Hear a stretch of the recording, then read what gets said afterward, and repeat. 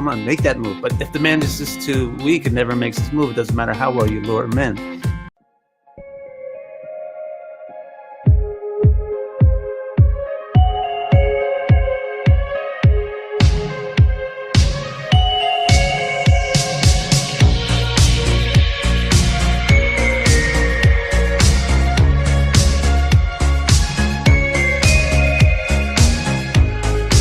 Okay, hello everyone. I'm so excited today here. I got us really special guests, and and this is so important to many individuals there who finding love and wanting to really connect with the heart.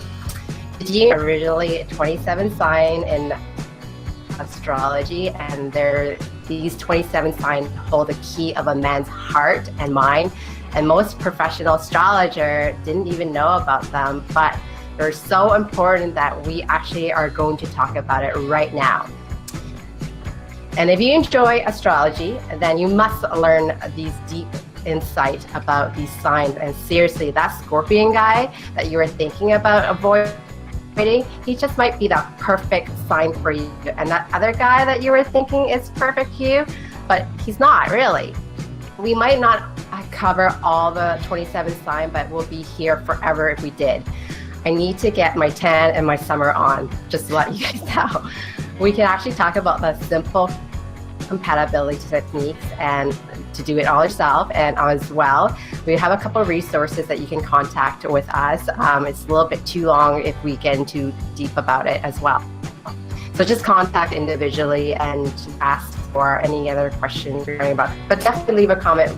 You can always rewatch this video, so if you don't follow us right away, and that's really fine. You always need a birth chart that needs to be calculated, and your own personal chart. By the time you feel comfortable, you become like a little bit of professional astrologer once you print out your chart. Making this good time to you to ask, and this is a good time to ask my guest. He's a guy, and obviously we want to know what's the inside of a man's mind as well. What does it mean when a woman has a good chastity yoga? And what does that mean? Jeez, what a big word. Today you'll learn about emotional, psychological motivates any man, which a sign is best for marriage and money, and which sign isn't great for a relationship. And there's no always that perfect sign, but there's always ones that you're like, yeah, you definitely get that attraction or not get that attraction. If you completely understand and get each other, and that's what we really want to know in a relationship, do you kind of get each other? Do you feel drained or insecure? And you can think about times that it's trouble, it's really difficult. We're going to really touch base on that as well. And definitely to draw a man closer. Plus, I got someone here I'm going to interview that is a Vedic astrologer and I'm contacting him across the world. And we discuss about karma, faith, destiny, and law of attraction, and manifesting free will. How can you use them to help you to get more in your life? And most importantly, I have to introduce this wonderful guy, and he's connecting me from Japan. Oh my gosh. I have to introduce Vic, and he's one of the most guys who actually reads Sanskrit and tests astrological theories by writing equations and computer codes. But unlike most of these guys, he always keep his feet on the sidewalk by putting his knowledge into practice in the real world. How cool is that? His astrological system devoted over 10 years of careful studies and practice. It's a key unique bridge between Vedic and Western models, and highly contemporary, yet with extreme vitality in ancient origins. Besides writing the proliferation of several books, he has written several books, and giving constant reading, he finds time to play games with his 2 sons and daughter and a wife, and where they live in South Japan. Sorry, ladies, he's taken. So, Vic, go ahead, take it away from us. We want to learn more what's going on in this world. Okay, what do you want to learn about first? Well, practically why, Jupiter. Let's talk about Jupiter. Maybe my audience doesn't know exactly what Jupiter is, but, we want a lot of women today in society, they want the badass guy, the Mars, the courageous, right? Or the man who's a sun, who's confident, who's great. But who does she really marry? Does she really marry a Jupiter, a Sun, or a Mars, or all of them? Yeah, well, there are 3 male planets, 3 female planets, and 3 neutral planets. The 3 male planets, like you noted, are the Mars is like the young male, the adventurous young male.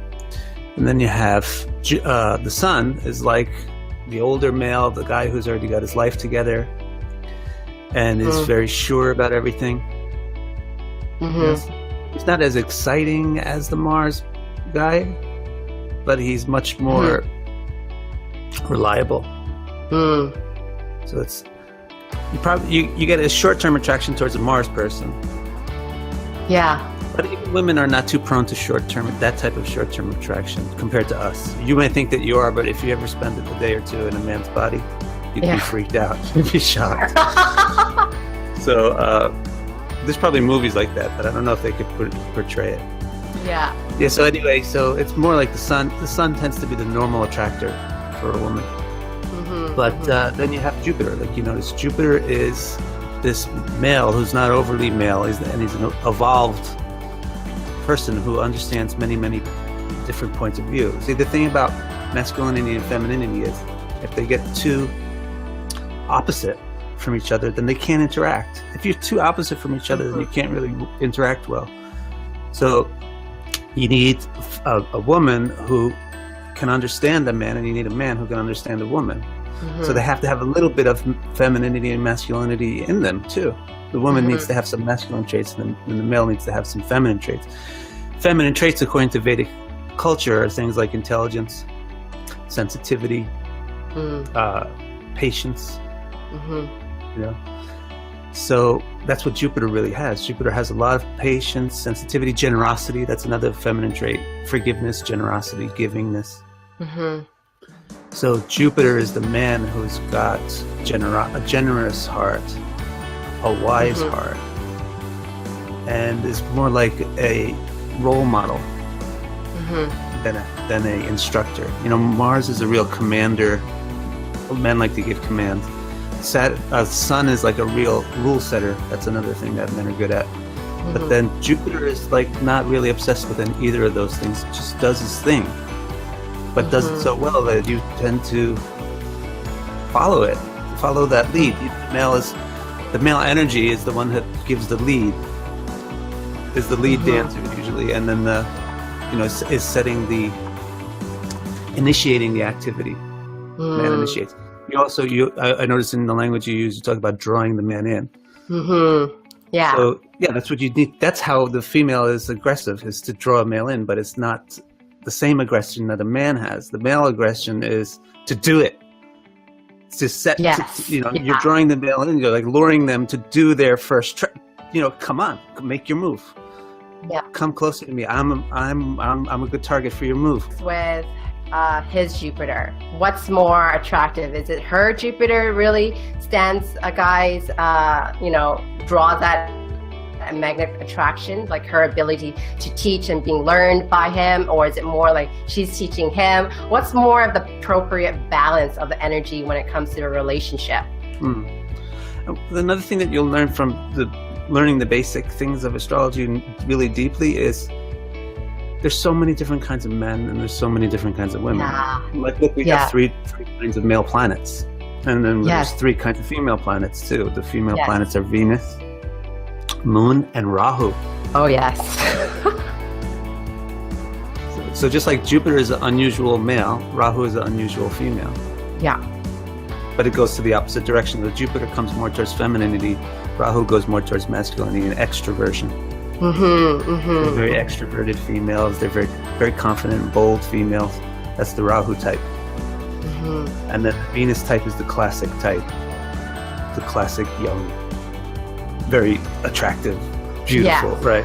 And then there's the Moon type, which is like the mature woman that's really reliable and has a lot of experience under her belt and is beautiful. Every woman is beautiful. But the beauty isn't the main thing that's attracting you with the Moon. The Moon, the main thing is, wow, she's just so real. She's so deep. She nurtures me. When I'm with her, I feel like I have soil to grow in. My roots are in a place. When I'm with her, I can blossom here. And if you look at astrology, the relationship between the moon and Jupiter is so beautiful. It is. There's so many yogas about the relationship between Jupiter and the moon. Yes. The sign that Jupiter is in relation to the moon is so important. House, like the number of signs Jupiter is in. Yeah. So, for example, if your moon is in Cancer and your Jupiter is in Leo, that's a little difficult. They're so close. That's one apart. If it's more like 4 signs over. Okay. But then if it gets 8 signs over, it's difficult. 6 signs over is difficult. There's rules for how to interpret it. So you can do that across charts too. You can say, okay, my moon is in Cancer. His moon is in Capricorn. Yeah. His Jupiter is in Capricorn. My moon is in Cancer. Yeah. That sounds like we're attracted to each other. This will work on that level, on that deep, really mature relationship level that Jupiter and the moon talk about. Yeah, I think that's so beautiful, and I really want to touch base on the moon part. You know how like a woman's moon is so important. How she expressed herself, how she show up in this world, how she nurture, and I think a lot of my audience want to really know about like the emotional connection. I think moon is actually represent feelings and emotions, and that's how we show up in this world. Right. And it depends on what planet is with it, or let's just say for the sake of it, just keep it simple. There's nothing with conjunct or is with the moon. And we can talk about how a man's moon should be chasing after her moon versus with the other way around. Could you share a little bit insight of how that works? That's so interesting because it goes against, there's one Vedic principle. Vedic astrology has this compatibility system too, which as you mentioned is based on 27 constellations rather than 12 signs. Yeah. And it's actually pretty complicated. Yes, I'm quite aware of that. Yeah. So, but there's one of the principles is called Sri Dirgha, which means the distance between the man and the woman. Just literally speaking, doesn't mean philosophically speaking the distance, but literally the distance between the 2 moons. And the principle in that one is that, like you said, the man should be chasing after the woman, and I totally agree. But in this principle, it says that the woman should be chasing the man. Yeah, that is so interesting. So I heard 2 different sides, and I want clarification. What have you seen actually works better in a relationship? Today in our society, our modern society, that women are allowed to have jobs. Women are allowed to go and do things, whatever she wants. She's allowed to have education. She's allowed to go and do whatever she can to do to survive this world. And she can be a single mom or whatever that might case be. Maybe back in the day it wasn't acceptable, or it wasn't permitted, or was not allowed, or whatever that might be. The tradition is actually broken in that way. So what is it that you have seen? Is it okay a woman to be strong and have all this independent? And how does that man feel about that, or vice versa? I know all charts are different. I'm just speaking in general based on the moon, how you were saying like, well, women should be chasing men versus with the other way around. Men should be chasing women's feelings, right? So he's able to be in tune with her. Right. So again, there's so many different kinds of men. I mean, there's some men that will pay a dominatrix to dominate them. Yes. So you want to find really the male that works with you. And there's so many different kinds of females too. Some females are dominatrix. Some females are submissive. Some men's are. But in general, the female energy itself, as an abstract, not in a particular individual, the female energy is not initiative. It's development. Even if you look at the act of sex itself, the female is is not the initiator of the pregnancy. The male has to give that little tiny thing that swims in. Yes. You give that little tiny little thing. It doesn't do much, but it starts the whole process. Yes, it does. And she takes it and develops it. So that's also how the psyche works.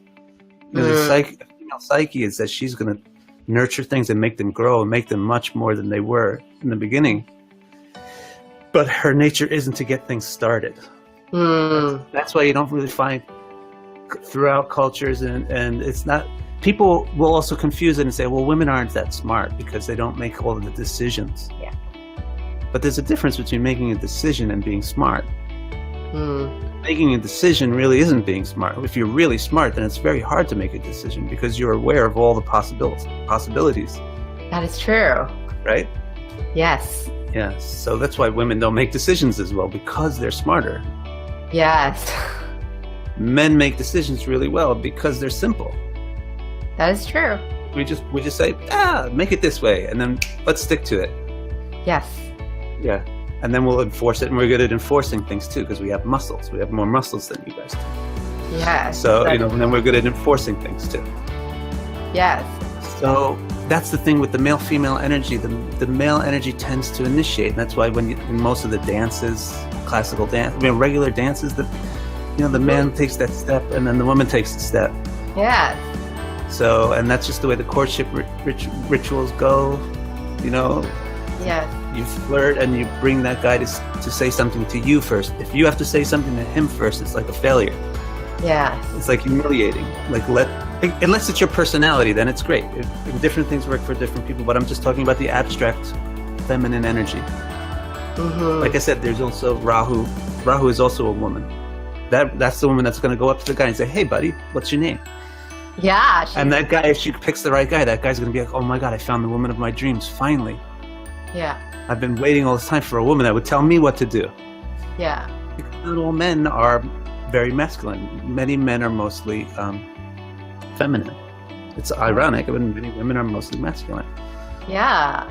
That's, well, we don't have to get into the quantum physics of the yin and the yang, which the Chinese already figured this out, based on the balancing of it.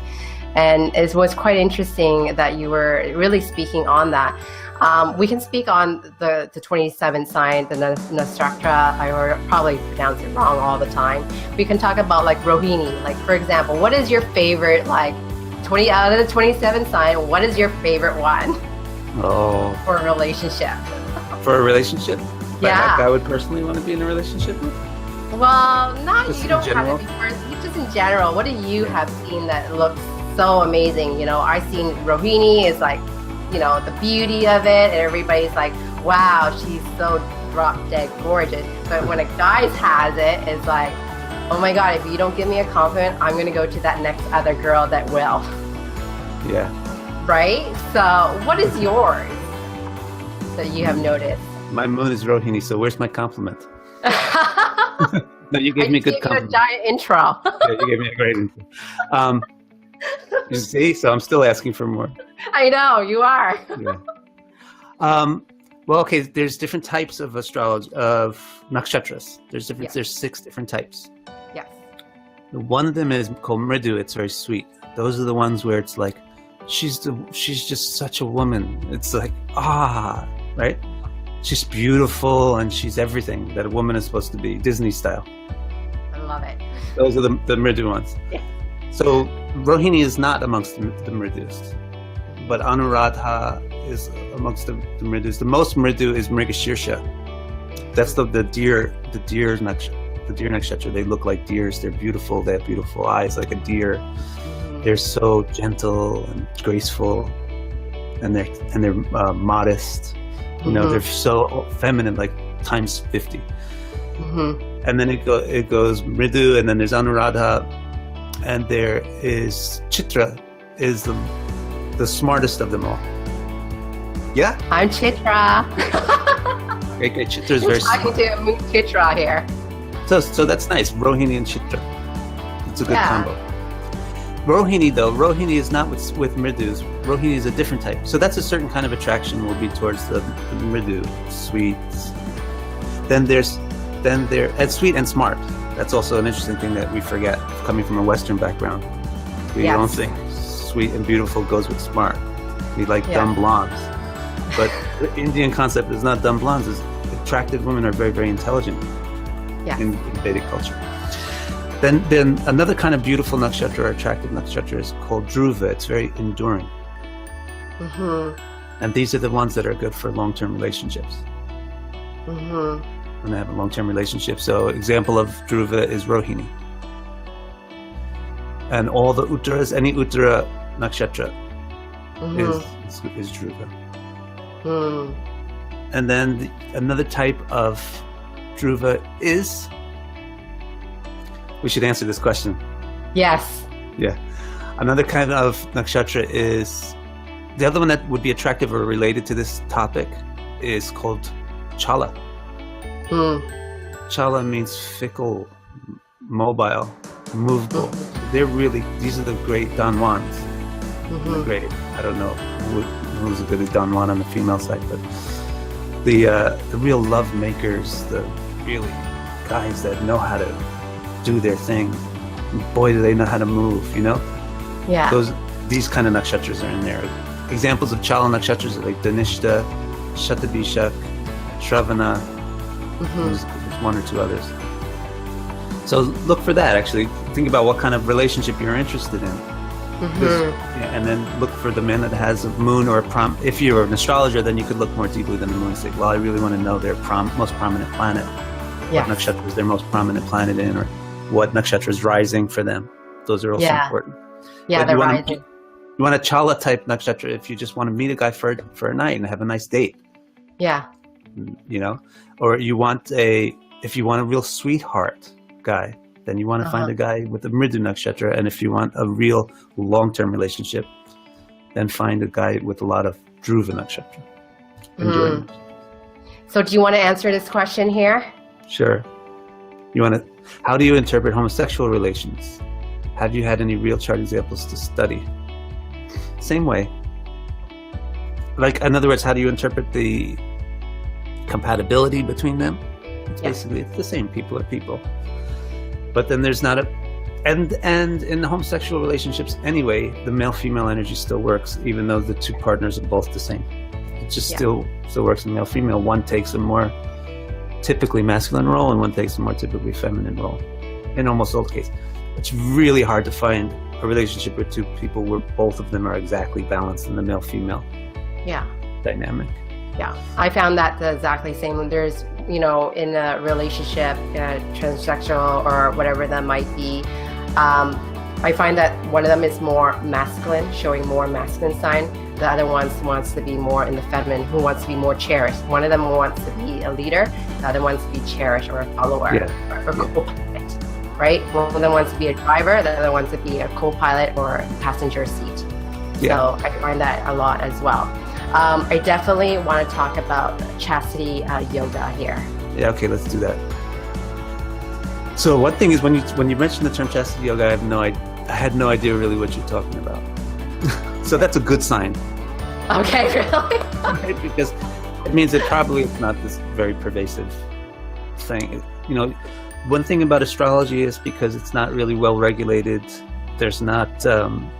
It's not a very scientific discipline anymore. There's a lot of quacks dabbling in it, and there's a lot of magical stuff involved with it now, and people just riff on it and take it anywhere they want. They make up anything just to sound good. Yeah.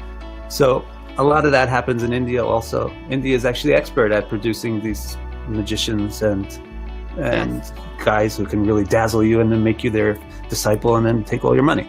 Yes. So it happens everywhere. And so you get a lot of astrologers that just kind of make things up. That's one thing. And then another thing is you get a lot of astrologers that just get things so thoroughly through their own point of view. Especially because everything gets translated. When you go to India and you get Indian astrology, you're never getting it firsthand unless you know the source language, which is Sanskrit. Yeah. Which is really difficult to know. Yeah. Not like Spanish, where you could just go spend like 3 months in Mexico or Spain and you could pick it up. Yeah. It's not easy to learn Sanskrit. So you're getting secondhand translation, so you really get it through people's own personal point of view in the world.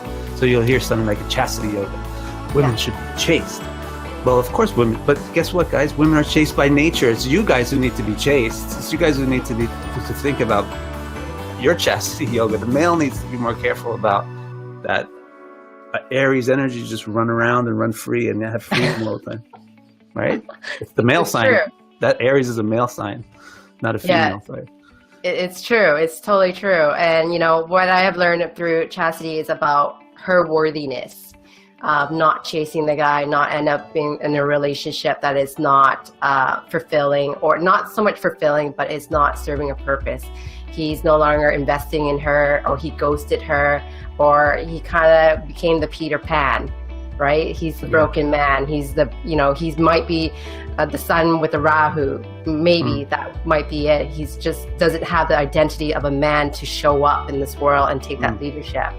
So she gets really frustrated, but she's emotionally invested into the relationship, taking care of him, vice versa. And so she ended up being really not in the worthiness of a woman. She's more of a mother figure and doesn't feel like a female anymore. And I think that's where I got that word from. Obviously through translation, how you were saying through India or whatever translation it might come to be. I think we can talk a little bit about that, and then we can practically wrap it up. So definitely let me know where a woman's worthiness, what actually happens, like, if she has more like a moon and a Saturn could cause that as well. She's not able to feel the way that a man should be feeling, or like a man who has a really strong moon and a Mars, and he can't really, he's dictating her, or even a Sun or a Mars where he's like, really being little her. And in that case, right, I know I'm using a little bit short jargon, but you can definitely explain a little bit in short form if you can. So what I think there are things that are going to be called chastity. And then you can Google it and you can find a couple of pages that talk about chastity. It's not a lot, but what they're really talking about is in this culturally specific situation. Because don't forget their astrology evolves within their culture. And it's not just that it's all from 5,000 million years ago. Some of it's from 100 years ago and 200 years ago, because it's been evolving in India. So the history of women in India is really interesting because it's a real inverse bell curve. Women were extremely, extremely venerated and important in ancient India. And then after the Muslim invasion into India, the Indian culture was changed radically. And then the British came in later on, and that all pushed, and also just the force of time. Actually, the effect of the modern age Kali Yuga is to bring out Mars overall in the entire. That's why you get constant wars and people constantly competing with each other, just constant competition, and manliness is coming up. Now women feel like they have to be more like men, and otherwise they're not worth anything. To be like a woman is to be, I don't want to be a woman, I want to be more like a man. So now even the woman has her measure of worth based on how well she can do what a man's supposed to do. So like Mars is just coming up like crazy. So women are going down. The actual woman thing is getting pushed down. But then there's hopefully it's got some kind of a uprise turn sometime in modern times.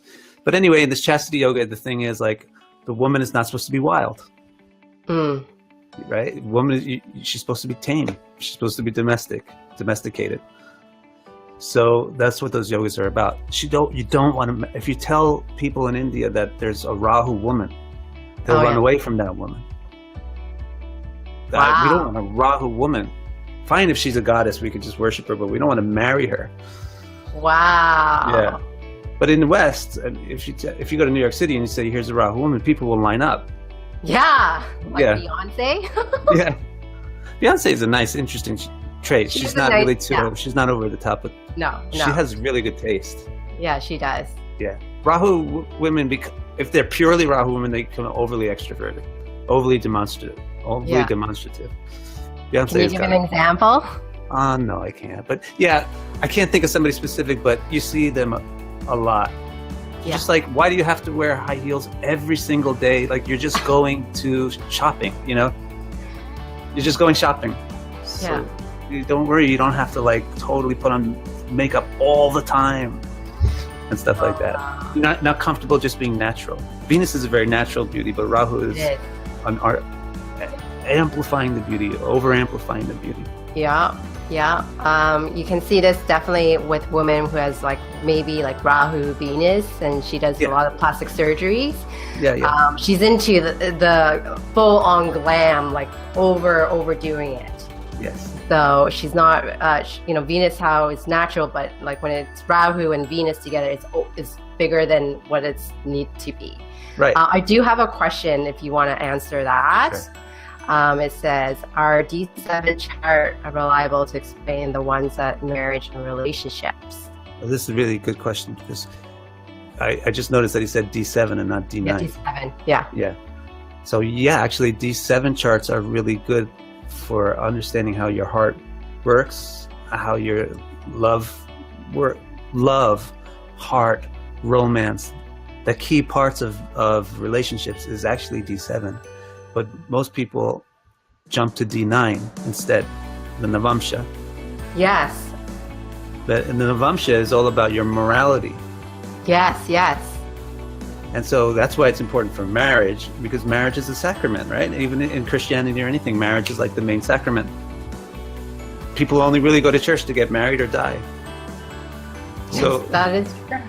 So the chart that's about religion, which is D9 and your morality and stuff, it's also about your marriage, because marriage is a religious institution. And it's a moral thing, it's a moral commitment.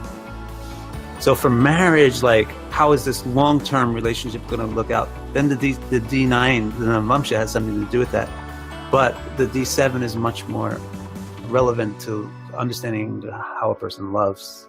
If they have a crippled heart, if they have a giant heart, you can see that in D7. Mm-hmm.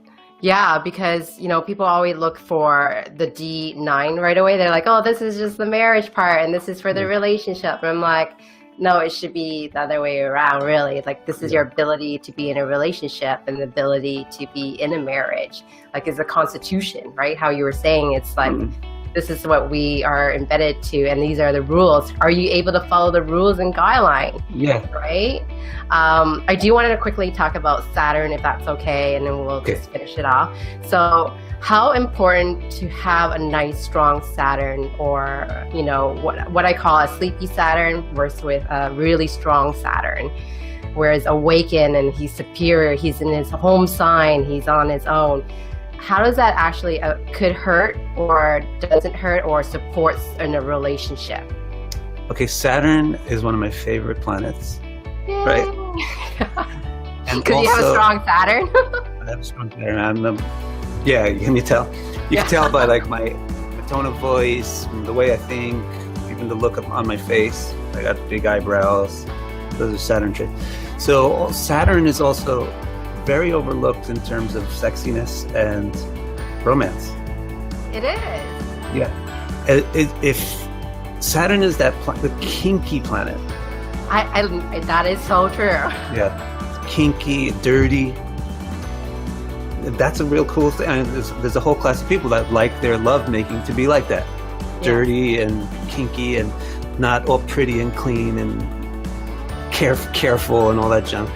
Right? Not just like raw. Not overly Venus and everything. It's like, isn't this lovely? Let's wait a little bit more and just, let's just, stroke around the outside. Right? That's but see, I shouldn't talk bad about Venus, because Venus really is the expert. It is. Venus is really the expert. She really is the expert on enjoyment and what's good and what's bad. She knows. But Saturn has its approach too. It's just like down to earth. That's what Saturn's all about. Practical, down to earth. And down to earth literally means dirty. It gets dirty. Mm-hmm. So Saturn likes to get dirty. And that's a cool. That's how Saturn plays a role in sexual interpretations of the horoscope. And that's why with the Chastity Yoga, you put Saturn in a woman's chart next to something with romance that becomes that untamable woman, or that scary woman, that wild woman. She's not the typical nice, timid woman that the Hindu marriage wants to have. Yeah, the Rahu and Moon woman. Rahu, Moon, or put Saturn. Or put Saturn there. Yeah. Or Rahu with Mars. Yeah. See, now all the guys that are like into the kinky, dirty love, they're thinking, I want to find a woman with Rahu on one side and Saturn on the other side. Give me that woman. So yeah, it doesn't mean that she's not good for a long-term relationship. She may be perfect for a long-term relationship for the right man. That's the other thing too. It's just It's the right man and the right woman. You put them together and you get a perfect match. It's not that there's only one kind of perfect. There's so many kinds of perfects because there's so many kinds of people. And also, it's not that there's just one kind of person out there for you. The soulmate theory and all that stuff just makes people so stressed out. Yeah, the twin flames and soulmate and don't worry about that. That's not the way it is. There's only one real soulmate, and that's the super soul, Paramatma. You know, and that's so far beyond everybody's head. That's so far over everybody's head. You know, the only true soulmate is God. So forget about soulmates for now. You just want a relationship. You just find a person that works with you. Yes. And this one, if you think that you work with this guy and this guy's not showing any interest with you, go to the next guy. There's another guy. Yes. You wait around. You don't have to like pour all your energy into this like black hole. Yes. This guy that's not responding to you. Not responding, right? Yes, yeah. I don't like that soulmate theory because I think it's really bad for people. Because it really prevents them from taking action. Is that what you see? It prevents them from moving on, and it makes it so stressful to them. They think this is the only one for me. Now, if I screw up on this, I'm ruined. Yeah. And this guy is not responding to me the way I want. So there's no other choice. They can't move on. Like, okay, this guy doesn't work out. Yeah. Go to the next one. There's another guy. Wait a little while. Chill out. Relax. Yeah. Do you have one more question to answer? Is that okay with you for timing? Yeah, because it's fun. Okay. But then I'll have to zoom off, okay, really fast. Okay, yeah, that's cool. Last question here, and we gotta go. Okay. Thank you. No question. This is not a question. This is just a compliment. A compliment. Okay, there you go. Okay. I was Thank you. Perfect. All right. My Rohini moon, thanks you so much. You're welcome. You are amazing. I'm giving you a compliment here for your Rohini. I appreciate it. And I'm so grateful that you came on here and we talked about our relationship. And I'm so sorry for people out there. If you guys want more, please definitely like this video, share it with your friends. Definitely, Vic, how do they find you if they want a reading? Vic Dicara, VICDICARA.com. Oh, there you go. So if you really want a deep reading about your relationship, your compatibility, anything about your D7, D9, or your moon, or your Rahu, please contact him. I'm also a relationship dating coach, and I do a little bit of Vedic astrology as well. And as you can hear, I hope you guys all enjoy the show, and thank you so much for being here. And I'm so excited that you were on my channel. So thank you. Namaste. Namaste. Okay. Thank you so much. Bye. If you found this video helpful, please share it with your friends because sharing is caring. If you want my help in your relationship or dating situation, you can always book a time with me. Check out the link below. To stay in touch, subscribe to my channel and don't forget to hit the bell button so you can be notified when I post new videos. Please go ahead, hit the like button because it encourages me to create more contents like this every week for you. If you have any ideas for a video, please leave it in the comment section below. Thank you so much for watching, and I'll see you next time.